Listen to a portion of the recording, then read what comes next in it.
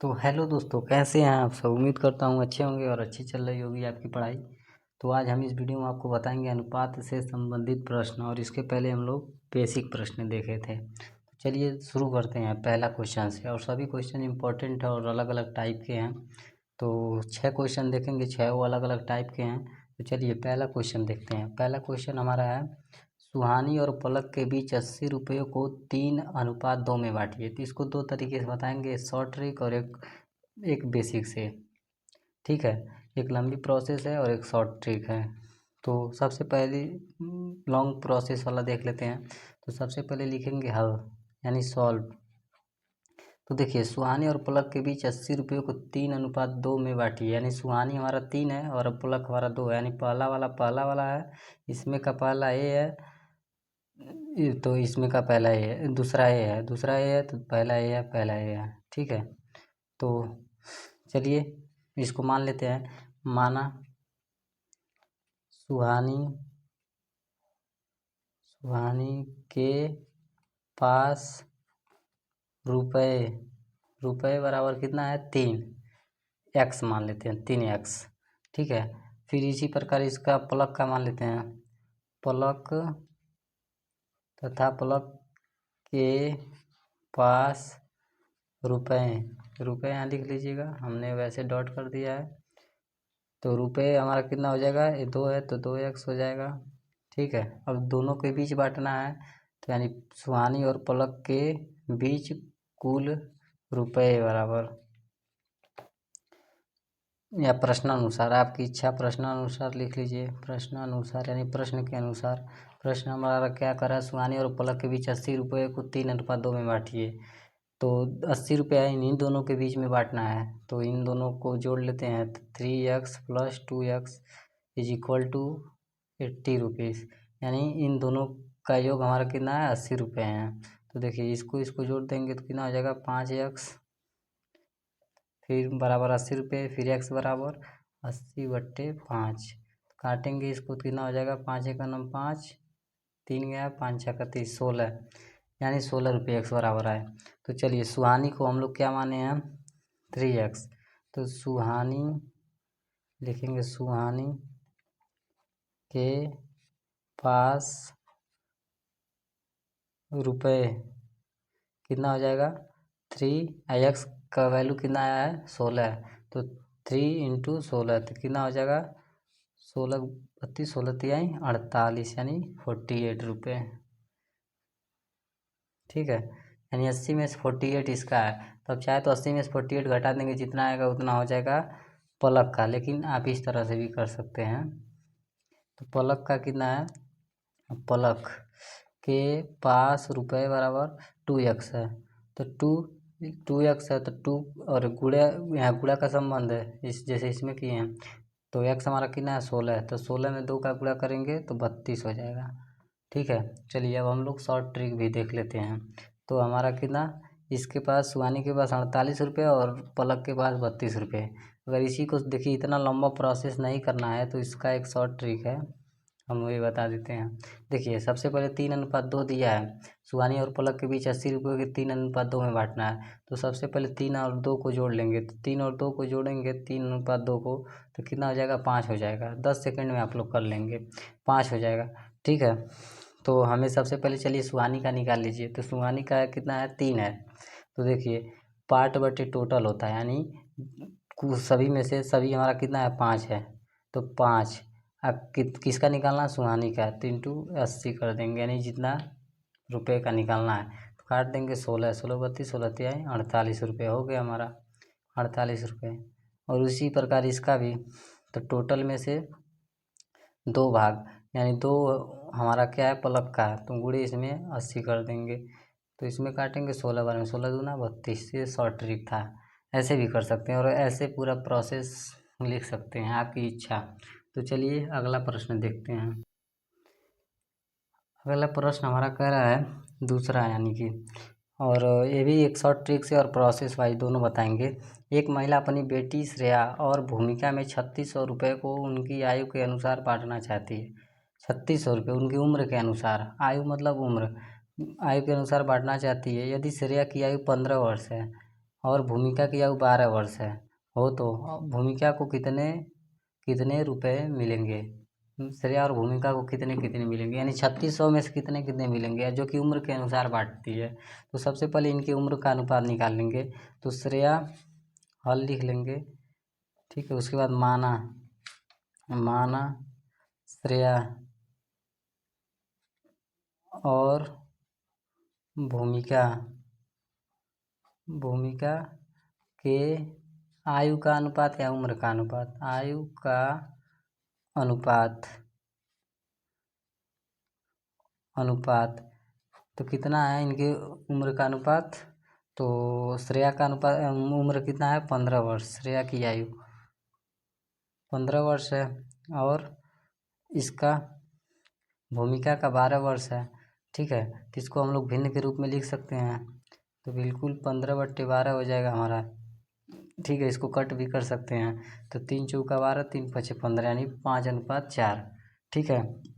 अब देखिए क्या करना है। एक महिला अपनी बेटी श्रेया और भूमिका में 3600 रुपये को उनकी आयु के अनुसार बांटना चाहती है। यदि श्रेया की आयु 15 वर्ष और भूमिका की आयु 12 वर्ष हो तो श्रेया और भूमिका कितने कितने रुपये मिलेंगे।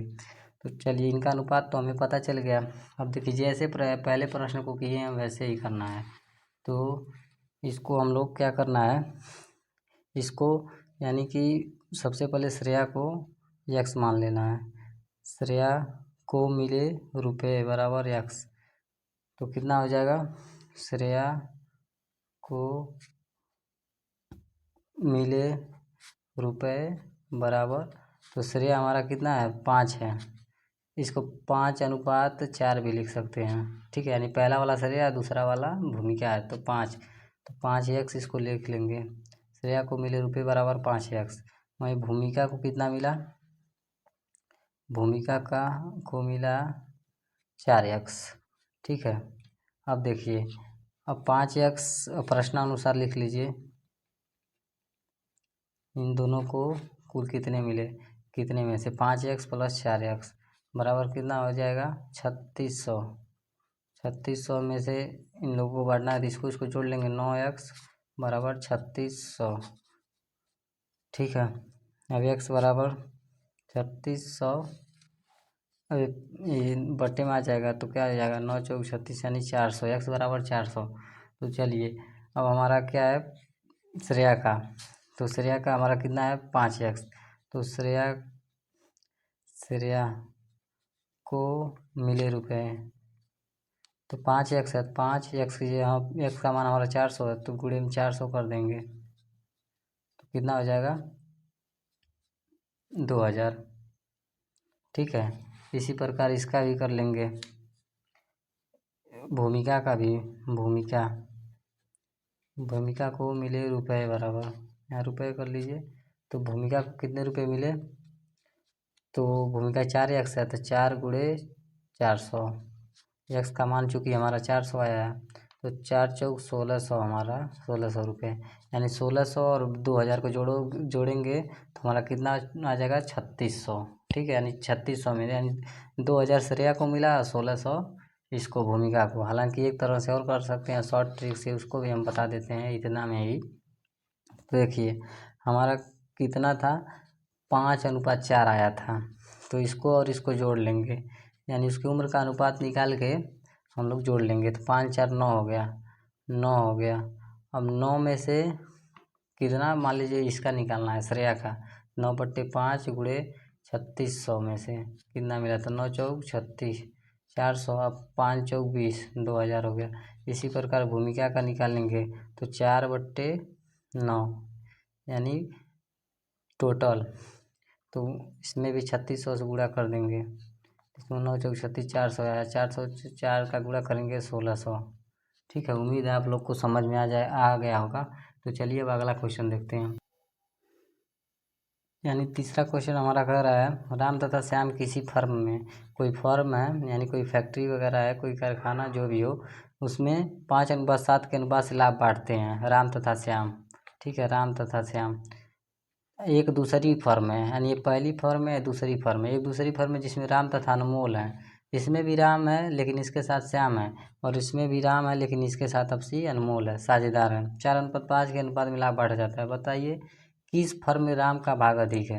यानी पहले वाले में यानी श्याम के साथ उसका ज़्यादा लाभ हो रहा है कि अनमोल के साथ हो रहा है। तो सिंपल है, तो सबसे पहले हल लिखेंगे, ठीक है, और पहले का लिखेंगे राम तथा श्याम। राम तथा श्याम किस फर्म 5:7 के अनुपात से लाभ बांटते हैं, 5:7 के। राम तथा श्याम के लाभ का अनुपात, लाभ का अनुपात कितना है, 5:7 है, ठीक है। यानी कि इसको 5/7 में ही लिख सकते हैं, ठीक है। चलिए लिख भी लेते हैं 5/7। अब देखिए, अब दूसरा क्या है, राम तथा अनमोल साझेदार हैं। राम तथा अनमोल साझेदार हैं, इसमें इसको कितना मिल जाता है दूसरी फर्म में, 4:5। राम तथा अनमोल, ये दूसरी वाला है, ये पहली फर्म का है, यह पहले फर्म का है और यह दूसरे फर्म का है, ठीक है। राम तथा अनमोल है इसमें, राम तथा अनमोल के लाभ का अनुपात, अनुपात कितना है, तो 4:5 है। इसको लिख सकते हैं 4/5 के रूप में, बिल्कुल, क्योंकि हमने आपको बेसिक पढ़ाया है तो उसमें बताया है कि अनुपात को हम लोग बटे के रूप में भी लिख सकते हैं। तो देखिए यह हो गया। अब देखिए इसमें कह रहा है कौन, किस फर्म में राम का भाग अधिक है। देखिए इसमें राम का भाग क्या है, 5 है और इसमें है 4 है, ठीक है। तो इसमें कौन अधिक है, तो 5/7 और 4/5 में कौन बड़ा है कौन छोटा है, इस प्रकार आप पढ़े हैं तो इसको ऐसे निकाल सकते हैं किस में अधिक है। यानी 5/7 तथा 4/5 में कौन अधिक है, तो आप आसानी से इसको निकाल सकते हैं। तो सबसे पहले 5/7 है और ये 4/5 है, तो इसको और इसको एलसीएम ले लेंगे, तो एलसीएम हमारा क्या आएगा, 35 आएगा, 7×5 35। तो देखिए 5/7 में ऐसा गुणा करना है कि हर बराबर करना है दोनों का, तो 5 इसमें गुणा होगा, इसमें तो हर में 5 से हुआ तो अंश में भी होगा, ये सब हम आपको बता दिए हैं। 7×5 35 कैसे होता है। अब यहीं 4/5 का भी निकाल लेते हैं। 4/5 का 7 से गुणा होगा तो यहाँ भी 7 से, 4×7 28, 5×7 35। तो देखिए दोनों का हर समान है, तो जब हर समान होता है तो जिस भिन्न का हर बड़ा होता है, सॉरी अंश बड़ा होता है वो भिन्न बड़ा होता है, तो अंश इसका बड़ा है यानी 4/5 का, यानी 4:5 का बड़ा है, तो यह वाला हमारा क्या हो जाएगा, बड़ा हो जाएगा 4:5, यानी दूसरी फर्म। तो लिख लेंगे अतः दूसरी फर्म में राम को ज़्यादा लाभ हो रहा है, तो इस तरह से लिख लेंगे। तो राम को दूसरी फर्म में अधिक लाभ हो रहा है, अधिक लाभ हो रहा है, आप इस प्रकार लिख लीजिएगा। चलिए अब नेक्स्ट क्वेश्चन देखते हैं। चौथा क्वेश्चन हमारा कह रहा है, एक बस सुबह 6 बजे यात्रा प्रारंभ करके शाम को 4:30 बजे अपने गंतव्य स्थान, गंतव्य मतलब जहाँ जाना चाहती है, स्थान पर पहुँचती है। यदि वह बीच में 1 घंटा रुकती है तो उसके रुकने के समय तथा यात्रा के कुल समय का अनुपात ज्ञात कीजिए। तो ये भी सिंपल है। तो एक बस सुबह से लेके 6 बजे से लेके 4 बजे, यानी इसको क्या निकालना है, उसके रुकने का समय और उसके कुल समय। तो सबसे पहले रुकने का समय, तो रुकने का समय हमारा क्या है, हाँ लिख लेंगे। रुकने का समय हमारा 1 घंटे है, तो 1 घंटे मतलब 60 मिनट। रुकने का समय 1 घंटे है, तो 1 घंटे को हम लोग मिनट में बदलेंगे, तो घंटे को मिनट में बदलेंगे तो क्या आ जाएगा, 60 मिनट हो जाएगा, क्योंकि 1 घंटे में 60 मिनट होता है, ठीक है। अब देखिए अब क्या कर रहा है, तो उसके रुकने का समय तथा कुल समय का अनुपात निकालना है। कुल समय का है यानी 6 बजे से 4:30 बजे, तो 6 बजे से 4:30 बजे कितना घंटा हो रहा है, तो 7 8 7 8 9 10 11 12 1 2 3 4, यानी 3 3 6 3 9 10 घंटा है, लेकिन ये 30 मिनट और है, यानी 10.5 घंटा है, तो 10 घंटा 30 मिनट। तो लिख लेंगे कुल समय, यानी यात्रा का कुल समय, यात्रा का कुल समय कितना है, 10 घंटे 30 मिनट। तो 10 घंटे को हम लोग बदलेंगे मिनट में, 10 का 60 से गुणा कर देंगे तो 60 दहिया में 600 मिनट हो जाएगा। 600 मिनट प्लस 30 मिनट ये हमारा 30 मिनट, तो यानी 630 मिनट हमारा हो गया, 630 मिनट। ठीक है, अब इसका अनुपात निकालना है। तो इसका अनुपात निकालना आसान है। तो सबसे पहले इसके रुकने का अनुपात निकालना है। तो कितना रुका हमारा, तो सबसे पहले लिख लेंगे रुकने का अनुपात, रुकने तथा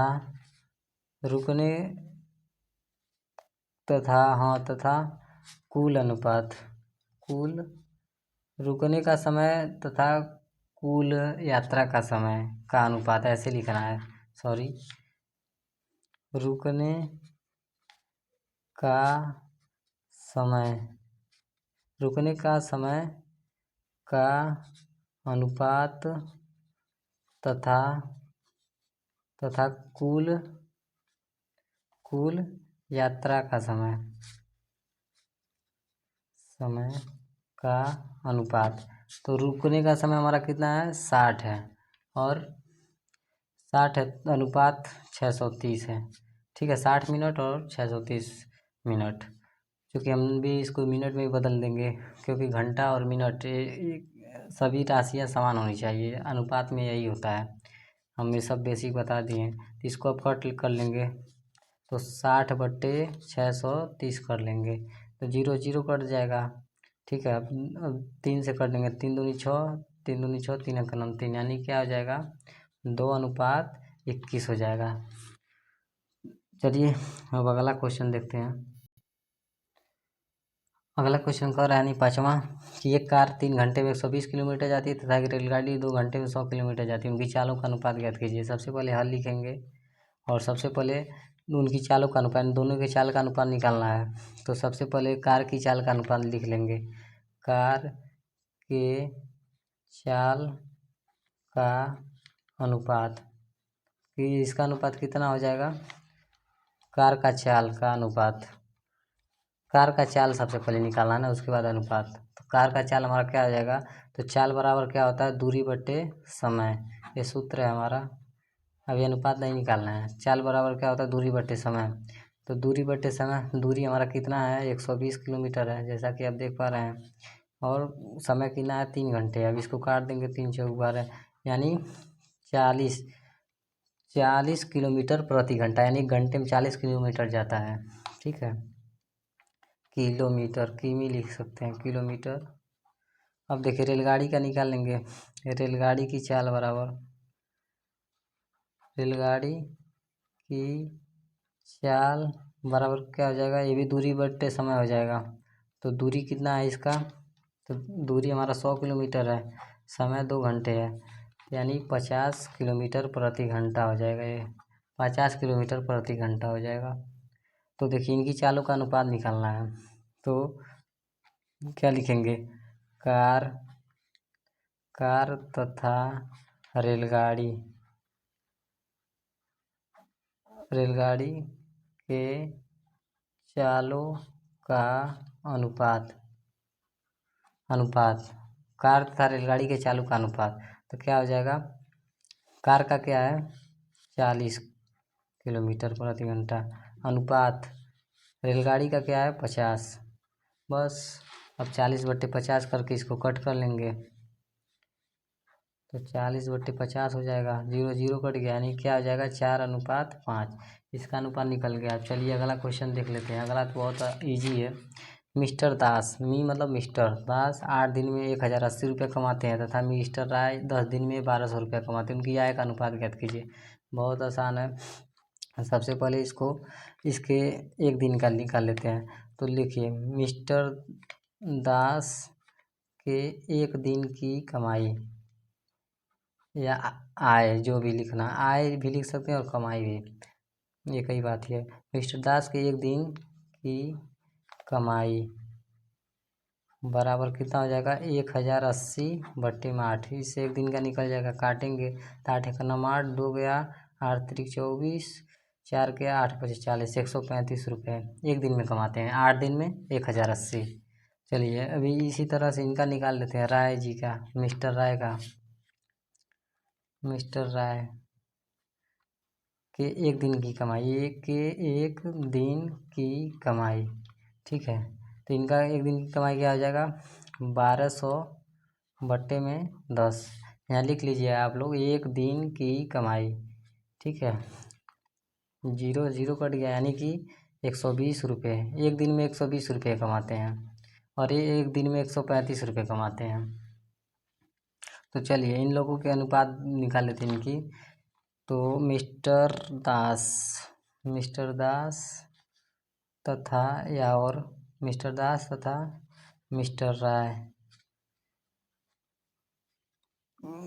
के आय का अनुपात